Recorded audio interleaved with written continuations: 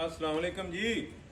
मेरे वाला ते काम हो गया जे ते तुसी बच के रहो जे। परसों ना एक दोस्त ਹਨ ਤੇ ਉਹਨਾਂ ਕੋਲ ਰਾਤ ਨੂੰ ਮੈਨੂੰ ਜਾਣਾ ਪੈ ਗਿਆ। ਉਹਨਾਂ ਨਾਲ ਕੋਲਡ ਡਰਿੰਕ ਲੈਣ ਦੀ ਜਿਹਨੂੰ ਅਸੀਂ ਬੋਤਲ ਵੀ ਕਹਿੰਦੇ ਆ।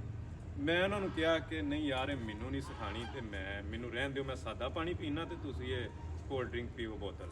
ਉਹਨਾਂ ਕਿਹਾ ਨਹੀਂ ਜੀ ਅਸੀਂ ਤਾਂ ਪੀਂਦੇ ਰਹਿੰਦੇ ਆ, ਇਹ ਤੁਹਾਨੂੰ ਪਿਆਣੀ ਹੈ। ਮੈਂ ਕਿਹਾ ਲੈ ਬਈ ਮੈਂ ਹੀ ਨਹੀਂ ਕਦੀ ਹੋਰੇ ਪੀਤੀ।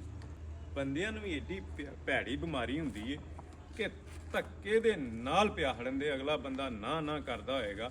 ਆਪਣਿਆਂ ਨੂੰ ਤੇ ਉਹ ਚਾਹਤ ਕਰਦੇ ਨੇ, ਲੇਕਿਨ ਜੂੜ ਪਾ ਕੇ ਲੱਤਾਂ ਬੰਨ ਕੇ ਚਾਹਤ ਨਹੀਂ ਕਰਨੀ ਚਾਹੀਦੀ। ਮੈਂ ਵੇਖਿਆ ਕਿ ਸ਼ੂਗਰ ਵਾਲੇ ਬੰਦਿਆਂ ਨੂੰ ਵੀ ਧੱਕੇ ਦੇ ਨਾਲ ਮਠਿਆਈ ਖਵਾ ਕੇ ਘੱਲ ਛੱਡਣ ਦੇ।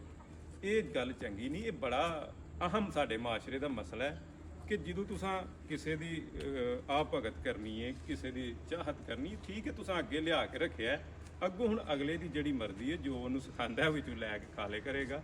ਇਹ ਮੇਰੇ ਵਾਲਾ ਹਿਸਾਬ ਤੇ ਨਾ ਹੋਏ ਧੱਕੇ ਨਾਲ ਖਵਾ ਕੇ। ਮੈਂ ਹੁਣ 2 ਦਿਨ ਤੇ 2 ਰਾਤਾਂ ਨਾ ਇਮਾਨਦਾਰੀ ਦੀ ਗੱਲ ਸੁੱਤਾ ਨਾ ਮੇਰੇ ਕੋਲ ਸੁੱਤਾ ਗਿਆ। ਖਾਉਂ ਤੇ ਨਲੀ ਪੂੰਝ ਕੇ ਮੇਰਾ ਹੋ ਸਤਿਆਨਾਸ਼ ਗਿਆ। ਇਹ ਮਾਸ਼ਰੇ ਨੂੰ ਸੋਚਣਾ ਚਾਹੀਦਾ। ਇਹ ਬੜਾ ਅਹਿਮ ਮਸਲਾ ਹੈ।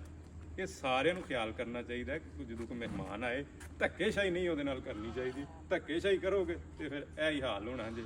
ਬਾਕੀ ਕੈਸੀ ਲੱਗੀ ਮੇਰੀ ਗੱਲ ਜ਼ਰੂਰ ਦੱਸਿਓ। ਬਹੁਤ ਮਿਹਰਬਾਨੀ, ਸ਼ੁਕਰੀਆ।